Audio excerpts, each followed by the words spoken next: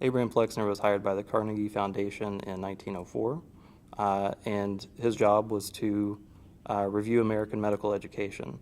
And he published a report 6 years later in 1910, and it was in two parts. The first half of his report was just Flexner's take on the state of America, well, I should say North American medical education, what it was like, how it was going, his take on it.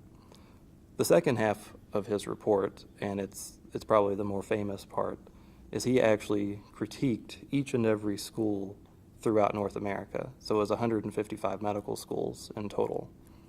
And there were about 6 medical schools out of the 155 that he gave a positive review to. 2 of them were Canadian schools, McGill, University of Toronto. For the American schools, it was Johns Hopkins, University of Michigan, University of Pennsylvania, and Case Western.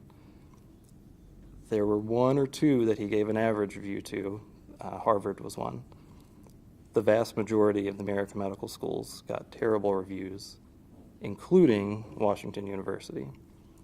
However, the review for Washington University stood out just a little bit. If you were to read the published version, it actually has a bit of a hopeful tone to it. Washington University will be an important medical institution.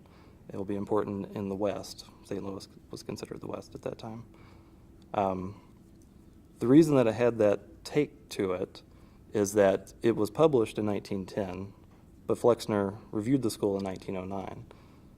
When he came to the school in 1909, he sent an initial report to the chancellor, David Houston, and also to Robert Brookings. That initial report was a scathing review, just like he gave many of the rest of the medical schools in this country. I believe there's a quote in there.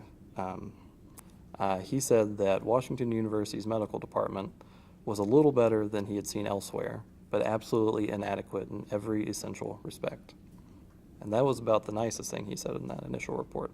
But Robert Brookings was really up to the challenge, and as I mentioned, Brookings and Flexner established a relationship. Brookings moved very, very quickly to correct all the problems with the school, so fast that before the final published report, less than a year later, he had already made so many moves that the school was already getting better. Namely, he hired all new department heads. He had made those 2 affiliation agreements with Children's Hospital and Barnes Hospital, and he hired the same architect, Theodore Link, to build the new medical campus here. He had purchased the property here adjacent to the Barnes Hospital.